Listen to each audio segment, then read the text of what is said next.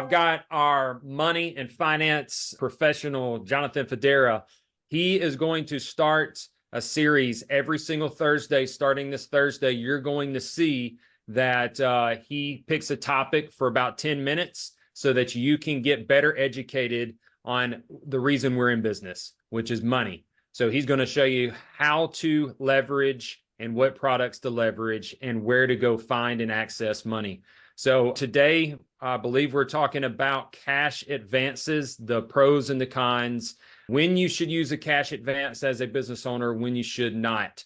Give us some intel on this subject matter. This is definitely a touchy subject for a lot of reasons, Chris. Just like anything, there are some good ones and some bad ones. But the reality is where a cash advance stacks up compared to all the other bankable programs is at the very, very, very bottom.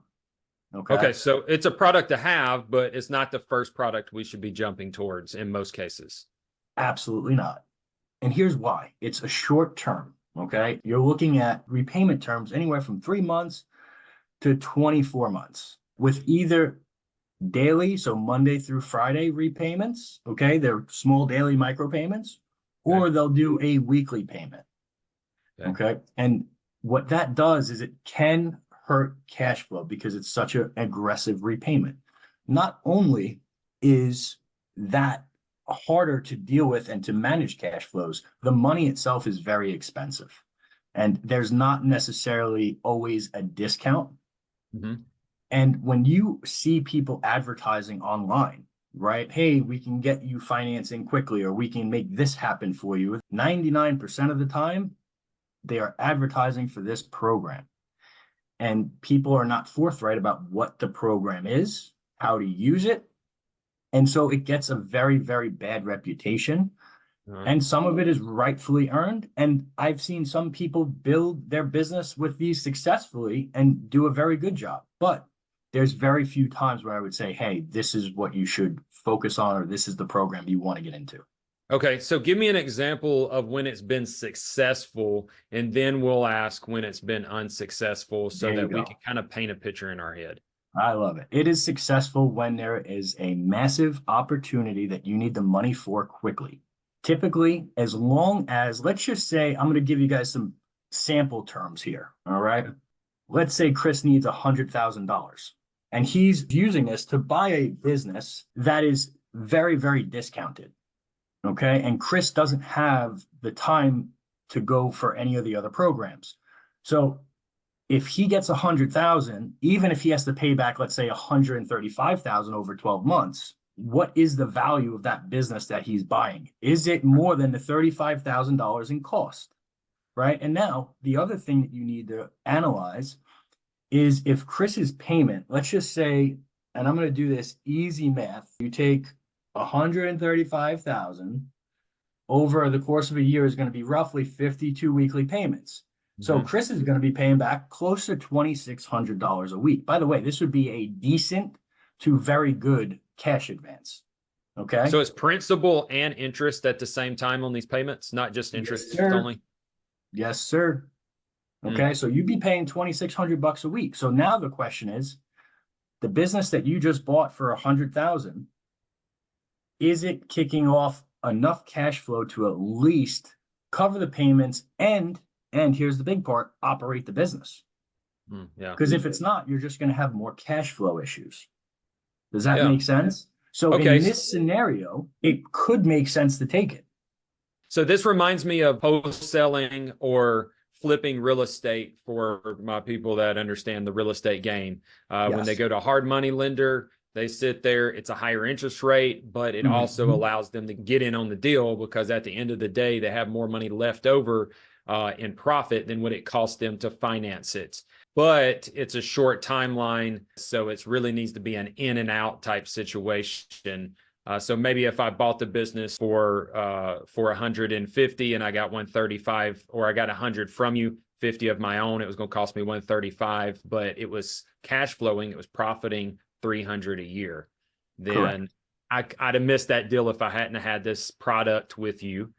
But it did cost me a little more because it was fast money. Yeah. And now let me play devil's advocate on this, Chris. If Okay. you worked with me prior, you would have had a line of credit set up where you could have pulled this, okay? Or we would have had some other program in there that would have been more beneficial than this. Okay. The reality is, like Chris, for someone like you that has a really, really strong business, the Hmm. only thing that would make me say do this is if it was such a great opportunity and it was the only way and it was a timing thing. Yeah. Now, that doesn't mean that that platform or that works for everybody. Imagine if you weren't as strong and then you had really, really challenged credit, and the only Hmm. way to get the money was to do something like that.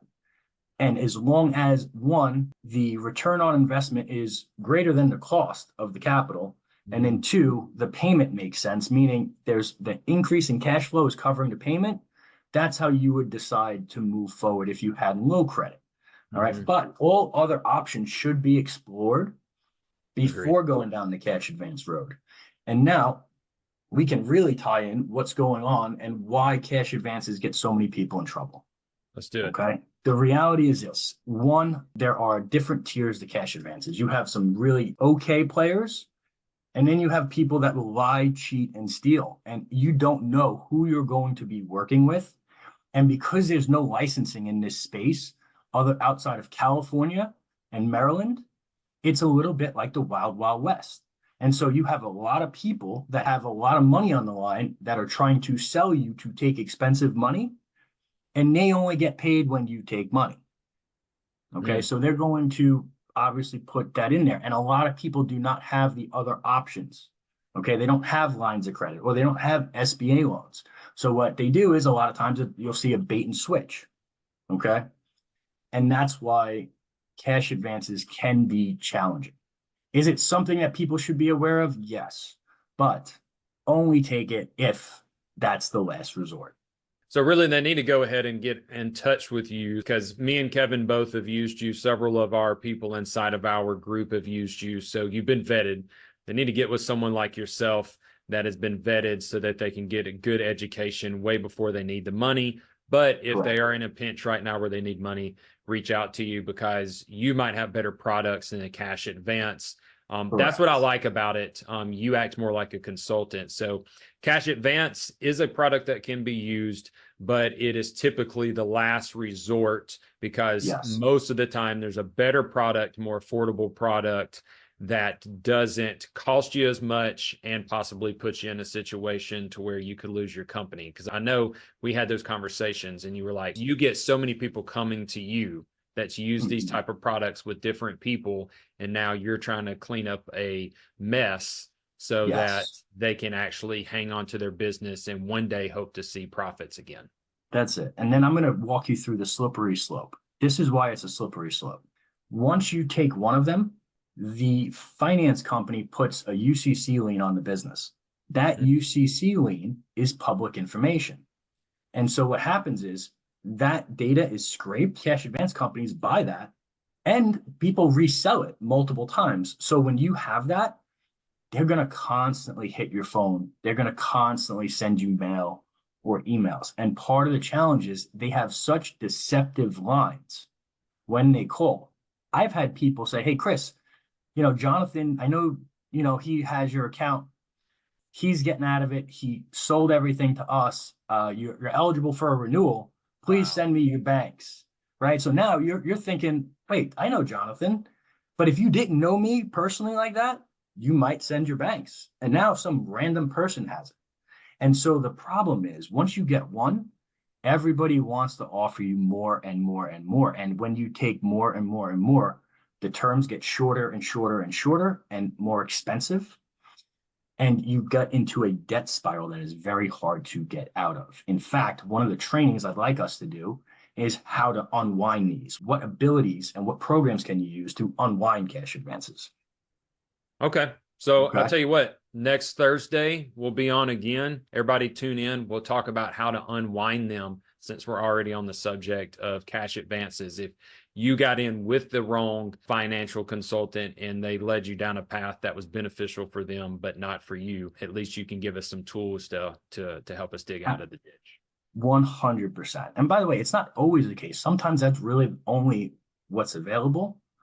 But what I would say is the education piece is so vital, because if someone is falling into that cash advance and they need it, well, why did you end up there? What do we need to work on so we can get you either a line of credit, equipment financing, or an SBA?